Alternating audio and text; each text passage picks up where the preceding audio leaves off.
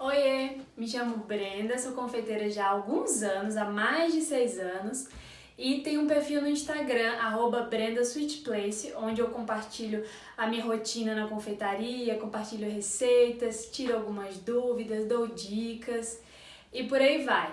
Toda semana eu tento postar alguma coisinha nova, então se você gosta de dicas, gosta de acompanhar o dia a dia de uma confeiteira, é só seguir o meu perfil e aí a gente segue juntas.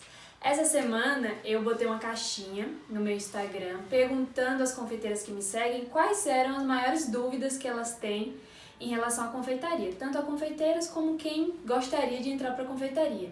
E aí eu selecionei as maiores dúvidas, as dúvidas mais frequentes, separei 7 e aqui o Lucas vai ler para mim. Eu vou tirar o óculos que eu já tinha esquecido, porque reflete a luminosidade e aí eu fico cega, o Lucas lê para mim.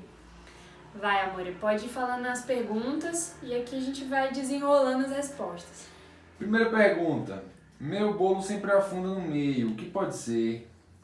Em um bolo afundar, tem várias justificativas, mas a grande maioria, eu posso apostar, é que quando a gente inicia na confeitaria, a gente gosta de fazer tudo muito no olho, seguir aquelas receitas em xícaras, só que o que a gente não sabe é que existem diversos tamanhos de xícaras. Então, para resolver isso, eu indico sempre usar balança, ter uma receita toda pesadinha, tudo em gramas, e isso facilita muito.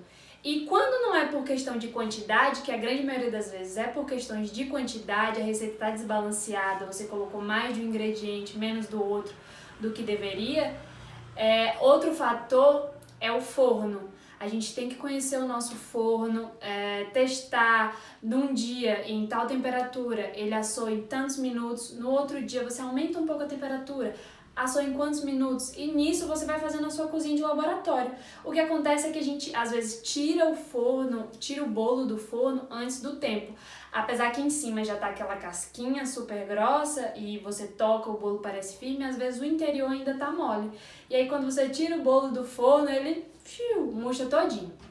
Essa é a campeã, tirar o bolo do forno antes do tempo, o interior ainda tá cru.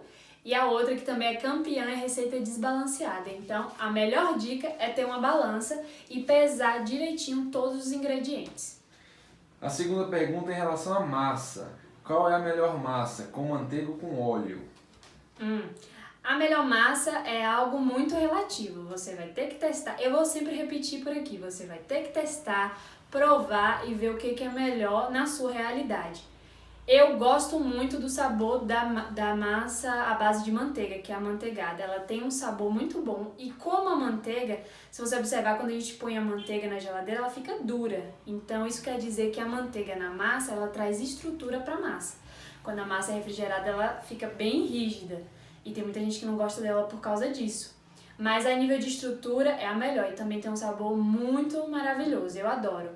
Só que em contrapartida é uma massa que sai cara, porque a manteiga tá cara. Então, a massa à base de óleo fica sendo uma alternativa ótima, também é muito saborosa. O óleo gelado ou na temperatura ambiente, quando ele tá gelado, ele não fica firme. Então, apesar de ser uma massa com estrutura, não é como a manteigada. O estado do óleo é líquido. Então, por isso, a massa à base de óleo ela é um pouco mais úmida. Mesmo depois de refrigerada, a massa permanece um pouco mais úmida. E essa é a vantagem da massa à base de óleo. E aí você vê na sua realidade o que faz mais sentido. Então, só para recapitular, a massa à base de manteiga ela é um pouco mais cara, mas em compensação traz mais estrutura. É muito saborosa. E a massa à base de óleo, ela tem um pouco menos de estrutura, é mais úmida naturalmente e também é muito saborosa. E aí fica a critério de cada um escolher. Eu prefiro a base de óleo justamente para ter esse custo-benefício. Então eu prefiro a base de óleo. Sai um pouco mais barata e tem todos os benefícios de uma massa à base de óleo. Próxima. Essa agora é muito importante. É sobre a calda. Ponham calda nos seus bolos. Bolo seco ninguém merece. Qual é a melhor calda para molhar o bolo? Olha, em relação à calda, quem nunca teve um cliente que encomenda e depois, olha, bem molhadinho. Mas, gente, isso é muito relativo. Meu Deus, acho que o meu nariz estava sujo. O cliente sempre diz, quero um bolo bem molhadinho. Mas em relação à calda, em relação à quantidade de calda de usar no bolo, você tem que conhecer bastante a sua massa. Tem massas que não aguentam muita calda. O bolo desmorona mesmo. Eu, particularmente, não gosto de um bolo muito molhado. Eu gosto de sentir mesmo a textura da massa, sentir a massa um pouco mais rígida, sentir o recheio um pouco mais cremoso. E qual a melhor opção? Uma opção prática, barata e rápida é a calda neutra à base de água e açúcar. Você prepara uma caldazinha, eu geralmente... É porque minha bisnaga não tá aqui. Mas geralmente numa bisnaguinha daquelas que a gente coloca ketchup, então uma bisnaguinha limpa e nova que a gente usa na confeitaria, uma bisnaguinha grande assim, eu boto uma quantidade de 1 ou 2 dedos de açúcar e completo com água. Isso tem que ser fervido. Ferve, espera borbulhar um pouco, volta para a bisnaga, espera esfriar e tá ótimo. Mas entre outras opções estão usar o suco de alguma fruta. Se o seu bolo vai ter o recheio de maracujá, você pode usar um suco de maracujá para molhar a massa e trazer ainda mais sabor. Você pode usar água com leite condensado, basta misturar os dois na proporção que você preferir, mais doce ou menos doce. Agora, uma calda que eu não indico é a base de leite. O leite é muito mais perecível, pode azedar, então o que a gente faz indica para o cliente comer o bolo em no máximo 3 dias e manter em geladeira. Só que quem garante que ele vai fazer isso? Quanto tempo que esse bolo vai ficar fora da geladeira durante o evento? Então pode ser que, apesar das nossas instruções, o cliente não faça nada daquilo. E aí a chance do bolo azedar e o risco que a gente corre usando uma calda à base de leite é muito alto. Então eu prefiro não botar o meu nome nem o meu trabalho em risco. Mas quem quiser, fica a critério. Tem gente que gosta e usa a base de leite. Eu não gosto e nem indico. Então, recapitulando, calda neutra à base de água e açúcar. Tem também quem coloque um pouquinho de baunilha para trazer ainda mais sabor, mas água e açúcar faz sucesso, é fácil, é prático e não tem erro. Então apostem nessa calda.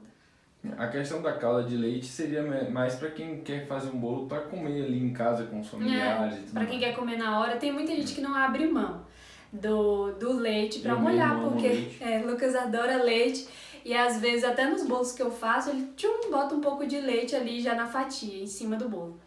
Mas para comer ali na hora não tem problema, se você vai fazer um bolo para casa ou para comer no dia, ótimo, você vai comer ali, você garante que aquilo não vai ficar azedo, mas a partir do momento que você trabalha e comercializa, é muito mais complicado, você tem que evitar esse tipo de risco, porque depois que dá errado, ninguém quer saber da explicação, depois que dá errado a culpa é nossa e aí já era. Então melhor ir pelo mais seguro. Tem também quem use refrigerante, e também é uma ótima opção. Não sei se eu já comentei aqui, mas eu trabalhei no Amor aos Pedaços e lá a gente molhava com guaraná. É uma ótima opção. Tem muita gente que diz também, porque fermenta e tudo mais. Gente, refrigerante é cheio de conservante, cheio de açúcar. Para aquilo ali estragar, é muito difícil. Então, pode usar também guaraná no bolo. Fanta, eu lembro que a minha avó molhavam aqueles bolos gigantescos de aniversário com Fanta. E o sabor é maravilhoso, lembra a infância. Mas eu ainda prefiro a caldazinha neutra, água e açúcar. Agora, como cobrar pelos seus bolos decorados?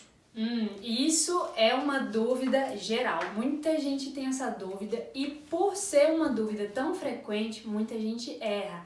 Gente, não tem como fugir. Se é o seu trabalho, você vive para aquilo, você tem que tirar um tempo para calcular, para precificar, para fazer uma planilha de precificação. Você hoje em dia já encontra muitas planilhas pela internet, mas se você não tem acesso a planilhas ou se você não sabe mexer numa planilha, vai na mãozona mesmo, bota os teus custos. Se 1 quilo de açúcar custa, sei lá, R$4, eu uso 250 gramas de açúcar e isso dá R$1 de açúcar. E aí você vai somando. No final você tem o custo da sua produção e em cima do custo da sua produção você vai acrescentar gastos variáveis, o seu lucro, o dinheiro que vai para sua empresa, e aí você que tem que decidir como é que você vai cobrar. Agora tem muita gente que eu vejo, e acho que a pandemia trouxe muito isso, tem muita gente nova entrando para a confeitaria, isso é ótimo. A confeitaria é uma opção de renda extra, é uma opção de trabalho fixo para quem leva a sério, dá dinheiro para quem leva a sério o seu trabalho. Mas o que não pode é você pegar esse momento de desespero e vender o seu serviço, o seu tempo a qualquer custo, a um custo barato. Porque quando você cobra barato e você atrai muitos clientes por preço, é por preço também que eles vão embora. Então, do mesmo jeito que ele chegou até você porque você cobra barato, na hora que você tentar aumentar 5, 10 reais, essa pessoa também vai embora. Essa pessoa também vai embora. Então, o ideal é você fazer o seu cálculo direitinho e cobrar o que é justo pelo seu trabalho. Porque senão você só vai atrair clientes que buscam preço e aí você nunca mais vai conseguir aumentar o seu preço. Porque sempre vai ter gente reclamando. Quando as pessoas chegam até você porque ouviram falar que o seu bolo é maravilhoso, porque ouviram falar que o seu trabalho é incrível, seus bolos são muito bonitos, aí as pessoas estão dispostas a pagar qualquer valor por isso. Mas se vem por preço, já era. Essa questão da precificação também é um problema em várias áreas, né? Não só da confeitaria, até mesmo as coisas artesanais. Tem muita empresa online que sofre na hora de precificar um produto. Uma precificação errada pode causar uma falsa impressão de que você está vendendo bem, quando na verdade você pode estar até tendo prejuízo para cada venda que você faz. E frustra a pessoa. Às vezes você entra em qualquer negócio, não só confeitaria, super empolgado, animado, faz um investimento bom no início e depois vai chegando no final do mês, você vê que não sobra dinheiro e isso vai te trazendo aquela impressão, a confeitaria não dá dinheiro, é desvalorizado, mas a gente que tem que valorizar o nosso trabalho. Se não começar pela gente, ninguém mais valoriza o nosso trabalho e aí ferrou. Então comece por você, fazendo o cálculo, tira um tempinho, isso é muito importante. Porque vai te dar essa segurança do preço que você está cobrando e vai te trazer o retorno. Ninguém gosta de trabalhar de graça, né, gente? Então, se você não cobra direitinho, você vai se frustrar, vai abandonar o seu trabalho, não vai se sentir motivado, porque não tem retorno. E aí, outra questão é que você acaba também destruindo não seria a palavra, com a concorrência. Desequilibrando a disputa, fica sendo uma disputa desleal. Fulano cobra X porque fez o seu cálculo direitinho, cobra 100 reais num bolo, enquanto tem outras pessoas cobrando 30. Você vai vender muito mais, mas você vai trabalhar muito. Nós confeiteiras, nós que fazemos serviços artesanais feitos com a própria mão, a gente vende o nosso tempo. Então, você tá vendendo, você faz uma grande quantidade de bolo, gasta um tempo imenso, gasta a tua saúde, a tua energia, e no final do mês você não sobra nada, porque tá tudo muito caro. Então, se você vai começar na confeitaria, esse é o erro número 1 de todas as iniciantes, que é cobrar errado. Isso vai matar o seu negócio. Então, não adianta, tem que sentar, calcular, precificar de uma forma correta e atrair clientes que estão dispostos a pagar pela qualidade do seu serviço e não pelo preço, certo? Bom, o próximo é em relação aos utensílios. Quais são os principais utensílios para um iniciante? Eu separei aqui alguns utensílios que são básicos. Gente, calma na hora de começar um novo trabalho, não enlouqueça, eu também sou assim, um pouco eufórica, quando eu pego a ideia eu enlouqueço, eu quero tudo, então calma, respira fundo e no início você investe só no que é realmente necessário. No mundo dos bolos existe 1 milhão de tipos de formas, 1 milhão de tipos de espátulas, então antes de tudo você vai decidir com o que você vai trabalhar. Qual é o tipo de bolo que eu quero trabalhar? É bolo caseiro, aquele bolo vulcão com buraco no meio? São bolos decorados? Primeiro você decide o que você vai fazer para não comprar nada de forma desnecessária. Se você decidiu pelos bolos decorados, que por aqui é o carro-chefe, eu te indico ter, pelo menos de início, formas simples. Comece por tamanhos comuns, como por exemplo essa daqui é de 15 centímetros e é geralmente o que mais vende. É uma forma de 15 centímetros de diâmetro por 10 de altura. Então, forma é um item indispensável. Um fouet também é um item indispensável. Esses aqui de silicone são bem duvidosos. Eles quebram com muita facilidade. Então, se você puder investir em um mais carinho de ferro, que ele é todo de ferro, com isso aqui mais resistente, ótimo. Se não, vai nesse Baratex mesmo, correndo o risco de ter que comprar 200 ao longo da sua vida. Então o fouet também é muito importante porque o que acontece? Ele tem esse formato aqui para poder ajudar a homogeneizar a massa. Então todas as vezes que esse aparelho encontrar um grumo de farinha de trigo, ele bate nesse grumo e faz com que ele se espalhe. Diferente da espátula. A espátula também é um item indispensável. Só que quando você está mexendo a massa do bolo e tem um bolo de farinha de trigo, ela vai misturando ali tudo junto e aquilo não se desfaz. É mais difícil.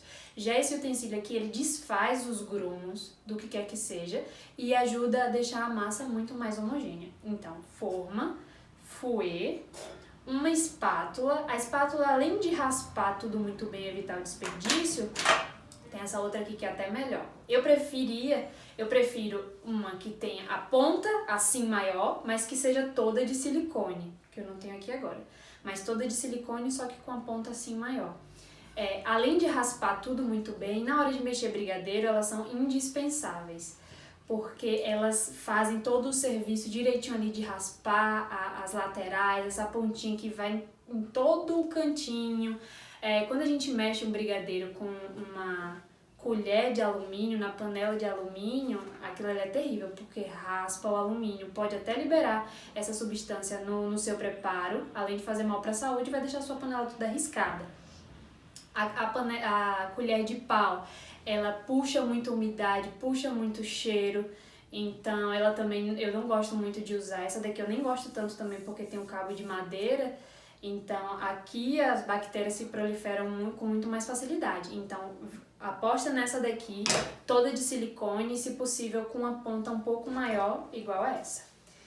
Um outro utensílio, caso você também vá pelos bolos decorados, é essa espátulazinha aqui. Essa é angular, mas tem aquelas retas normais que a gente usa para espatular o bolo, para alisar, para aplicar recheio, espalhar tudo direitinho.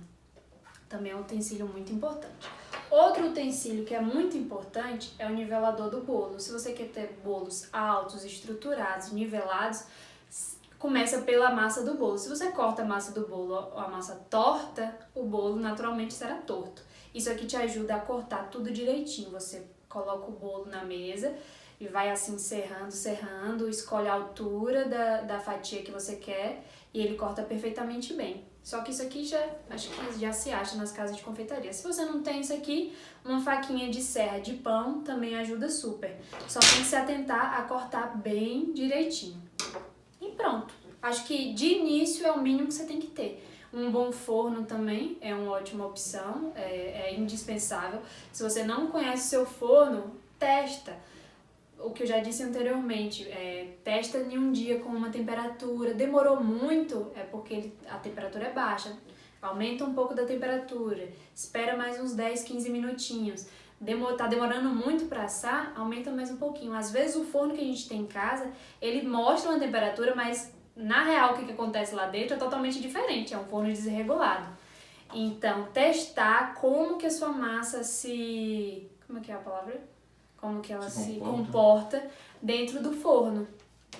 E aí você vai fazendo seus testes, aumenta a temperatura, aumenta tempo, diminui temperatura, diminui tempo e por aí vai. A sua cozinha é o seu laboratório, tem que explorar isso. Então, de utensílios básicos, acho que esses aqui, não fica faltando mais nada não. Talvez uma espátula grande daquelas, tipo essa daqui, essa é uma versão melhorzinha de inox. Essas coisas eu compro da China, viu gente? Não é nada muito caro não. Às vezes nas lojas de confeitaria custa um pouco mais caro, mas você futuca lá na internet e acha. Essa daqui é uma opção mais baratinha, essa daqui não foi R$3. Essa daqui alisa o bolo e essa daqui também alisa o bolo ali do lado. Esses são os utensílios básicos para quem quer começar na confeitaria. Já tá com quantos minutos aí? Bom, e pra Olha quem... aí quantos minutos já tem. Não dá pra ver não. Tá bem em cima. Pra quem te segue, vai ver que você faz bolos de Buttercream. Aí, por que você escolheu trabalhar com Buttercream? Então, por que eu escolhi trabalhar com Buttercream? No início, ainda quando eu estava em Portugal, já contei aqui no meu perfil, que eu passei uma temporada, passei quase 3 anos lá trabalhando como confeiteira. E lá a gente usava muito as natas, que é muito semelhante ao creme de leite, mas de origem animal, elas montam chantilly. E aí o que acontece? Eu via que o rótulo do chantilly, que a gente geralmente usa aqui no Brasil, que é aquele que já vem doce, que é um preparo vegetal, se você for olhar ali nos ingredientes, gente, a lista é gigantesca de ingredientes que a gente nem faz ideia. E como tudo, tem muitas coisas que a gente usa na confeitaria que são extremamente industrializadas e que não fazem muito bem para a saúde. Mas se a gente fosse apegar isso ao pé da letra, também a gente já não come mais nada, né? Então, enfim, nessa minha experiência, lá a gente usava as natas de origem animal, que é como se fosse o creme de leite fresco. É só o creme de leite na sua origem mais pura. E aí o que acontece? Ele montava chantilly, era só adicionar açúcar, ele vinha natural, adicionava um pouco de açúcar em pó e virava um chantilly mais natural, por assim dizer. E quando eu voltei pra cá, aqui já não se encontra só o creme de leite fresco mesmo, que é caríssimo. E aí nas minhas buscas pela internet, achei algumas confeiteiras que já estavam trabalhando com esse tal creme de manteiga ou buttercream. E aí fui ver ingredientes e fiquei surpresa. Apenas 3 ingredientes, clara, açúcar e manteiga. Falei, que maravilha. Aí peguei uma receita qualquer da internet e experimentei a primeira vez. Falei, caramba, realmente é muita manteiga, tem um gostinho de manteiga. E não gostei muito de início. Mas depois eu vi que, como tudo, a gente tem que testar. Eu fui aumentando e diminuindo proporções, mexendo na forma de preparo. E aí, hoje em dia, a gente chegou numa receita que é muito boa e muito saborosa e deliciosa. As vantagens.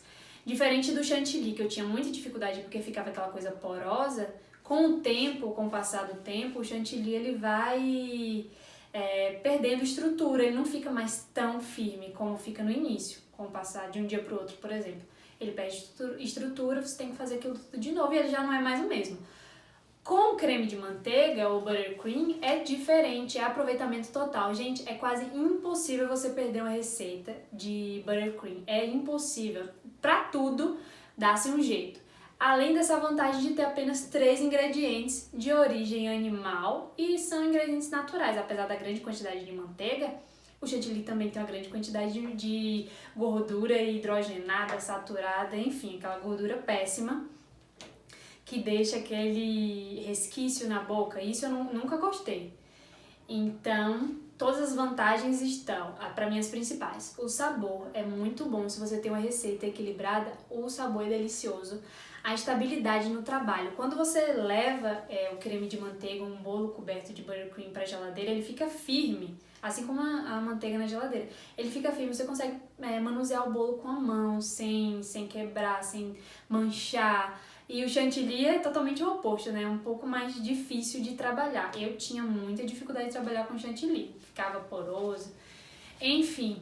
Mas as vantagens são essas. Poucos ingredientes que a gente conhece, nada mirabolante, industrializado, o sabor que é maravilhoso, a estabilidade e a facilidade no manuseio, é muito fácil, você nunca perde uma receita, tudo que sobra você junta, você pode congelar e deixar lá congelado por até 3 meses, né, que é o que o órgão regulamentador indica. Você pode deixar na geladeira até 10 dias, ele fica firme. Você põe no micro-ondas, ele fica mole. Você consegue uma variedade de trabalhos.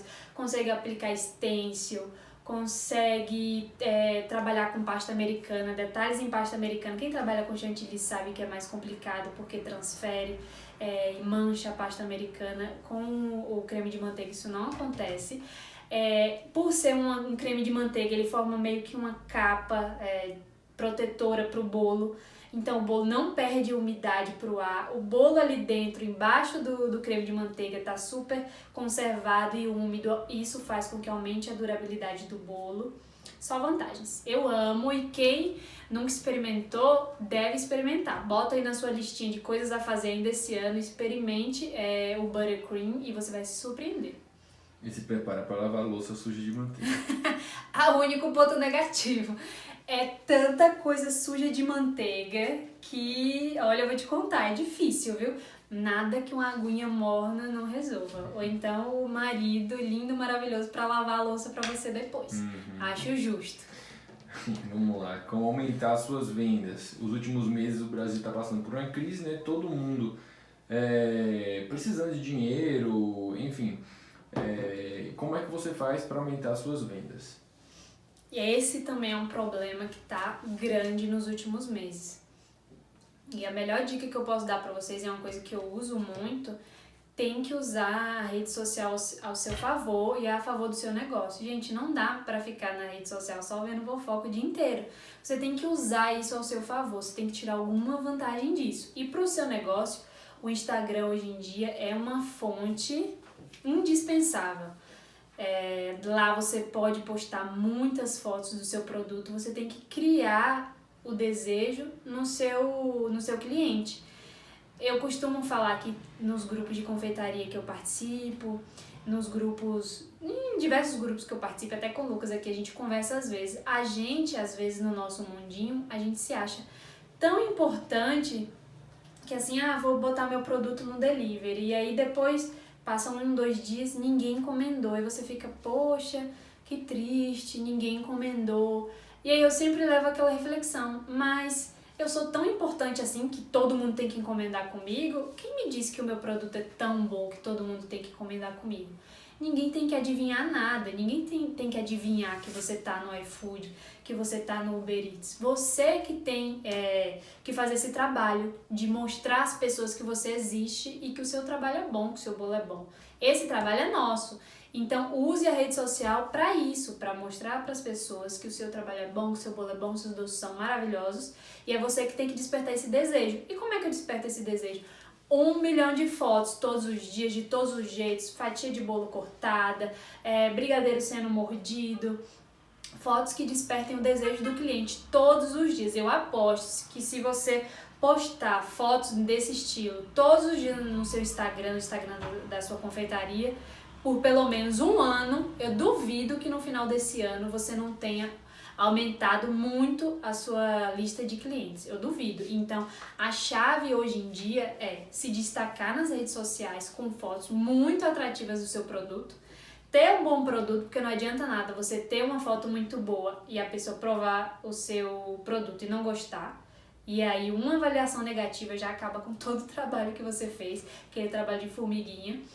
Então, ter um produto muito bom é muito importante, despertar esse desejo e explorar muito das redes sociais. Hoje em dia você já tem vários tipos de recursos, patrocinar posts, pagar o Instagram para ele imprimir anúncios para você, contratar alguém, quem saiba, para fazer isso por você, movimentar suas redes sociais, mostrar os seus bastidores, sua cozinha que é limpinha, você que é limpinha, isso importa muito, as pessoas se importam pelo ambiente onde está sendo feito aquele produto.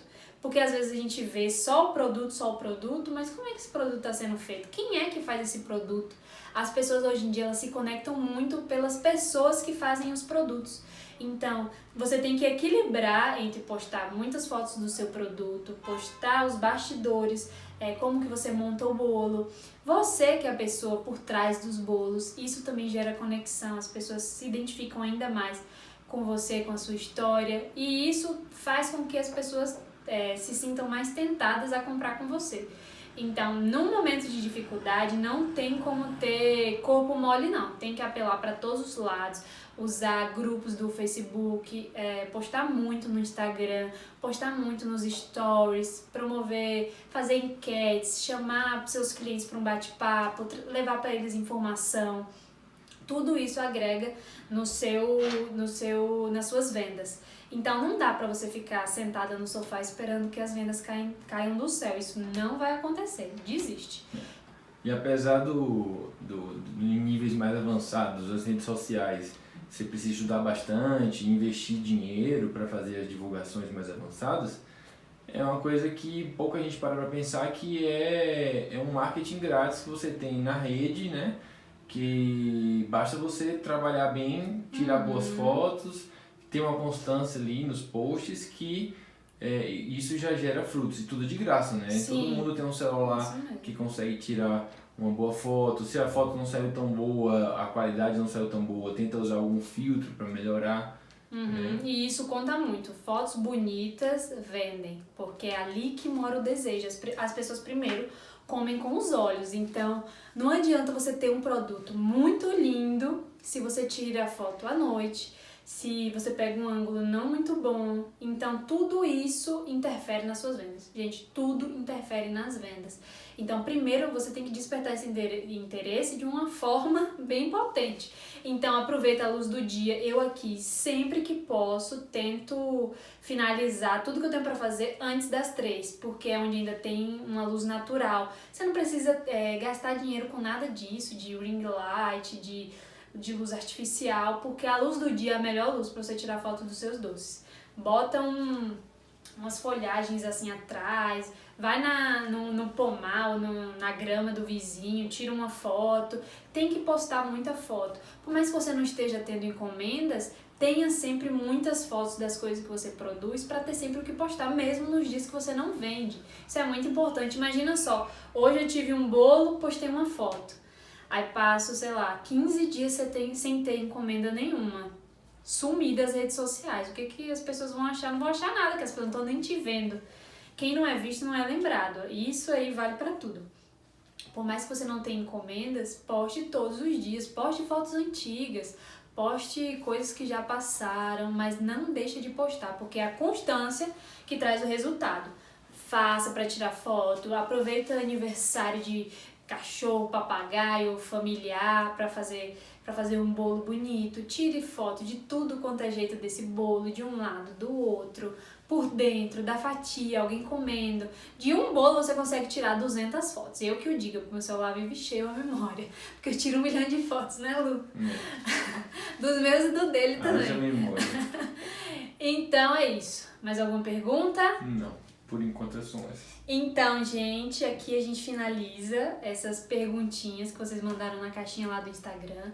Sigam para ter sempre acesso a esse tipo de informação. Eu vou tentar trazer cada vez mais conteúdo aqui pro perfil. E todas as dúvidas que vocês tiverem, manda para mim, que eu tento juntar tudo e gravar sempre um vídeo assim mais longo como esse. Tá bom? E deixa o like, curte, comenta o que você gostou, o que você não gostou, o que você sugere. E aí a gente segue produzindo conteúdo e vocês interagindo, e a gente vê o que todo mundo gosta, como fica bom pra todo mundo, tá bom? Beijo, obrigada!